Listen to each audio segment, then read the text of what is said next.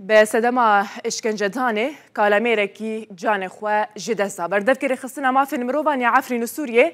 İbrahim Şoxo ji tora medyaya rûza wê re ragihand kalamêrekî bi navê Yehya Şukrî Hemo ku li ser destên çekdarên grûpa bi navê Feyleqa El-Şam ya ser bi Tirkiyeyê ve rastî îşkenceyê hatibû. Canêxwe ji dest da.